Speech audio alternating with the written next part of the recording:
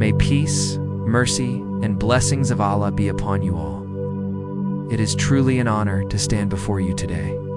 I deeply appreciate your presence and your precious time. Before I begin, I would like to show my heartfelt respect and gratitude to each one of you. Your attention means the world to me. It is not just courtesy, it is a great gift. And if you find this speech meaningful, please don't forget to subscribe, like, and share it with others. Your support encourages me to keep bringing powerful and valuable content. Ladies and gentlemen, today I bring to you a powerful lesson rooted in strategy, psychology, and self-preservation. It's a lesson that stretches across centuries, whispered through the halls of royal courts, corporate boardrooms, and political war rooms. A lesson so subtle, yet so impactful, that ignoring it can turn your success into your downfall. That lesson is, never outshine the master. Never put too much trust in friends. Learn how to use enemies. These two laws from Robert Greene's 48 Laws of Power are not just statements. They're survival tactics in the complex game of human power. We often grow up believing that honesty, loyalty, and talent alone will get us to the top. But history, time and time again, teaches us otherwise. In reality, power is delicate. It is built on perception, ego, influence, and control. When you outshine the person above you, you are not showing them your potential. You are showing them a threat. And when that person feels threatened, no matter how gracious they may seem, their instinct will be to eliminate the threat. That threat is you. Think about it. You work hard, you bring new ideas, you solve problems faster than your boss, and your name starts echoing in the corridors. People start looking at you, not your superior. What happens next? Jealousy, insecurity, silent resistance. Suddenly you find yourself isolated, criticized, maybe even replaced, not because you did something wrong, but because you failed to. Make your master feel safe. This is not a call to mediocrity, it is a call to wisdom. True power lies not in always shining the brightest, but in knowing when to shine and when to reflect light onto others. When you make your superiors feel like the sun, they will warm you with their protection. When you eclipse them, you freeze in the cold shadow of their ego.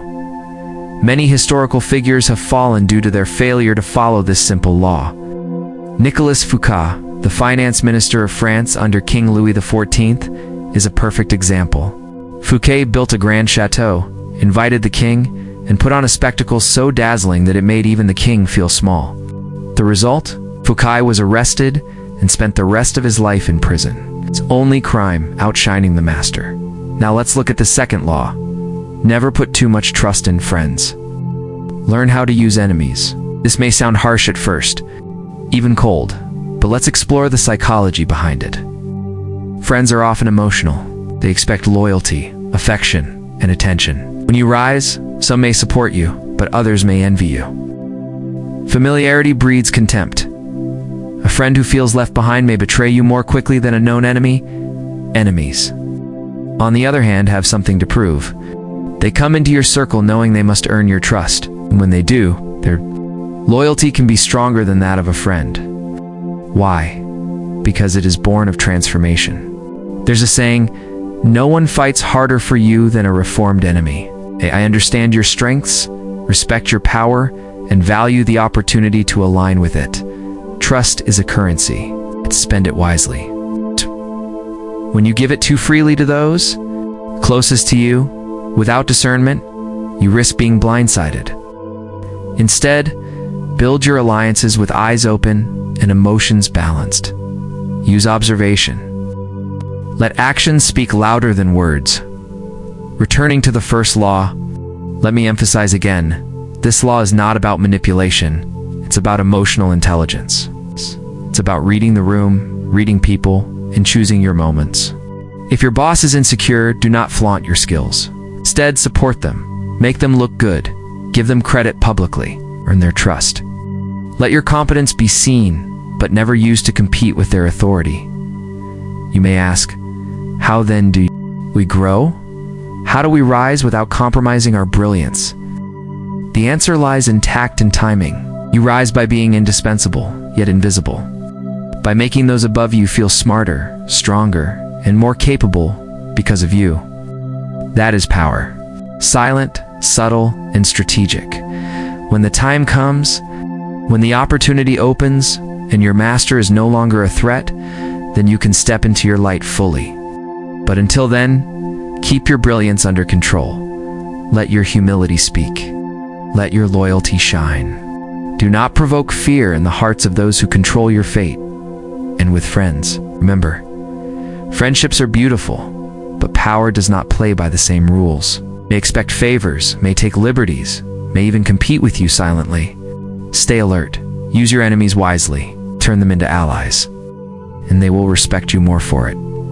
To master these laws is to master the art of survival in a world that does not always reward talent openly.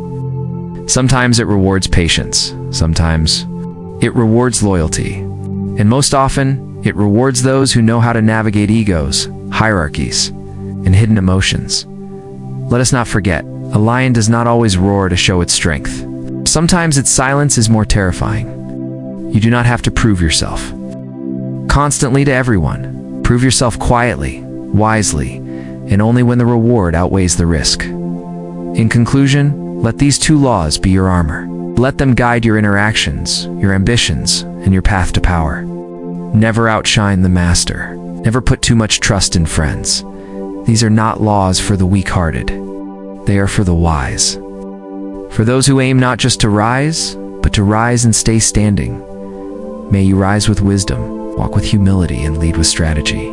Thank you.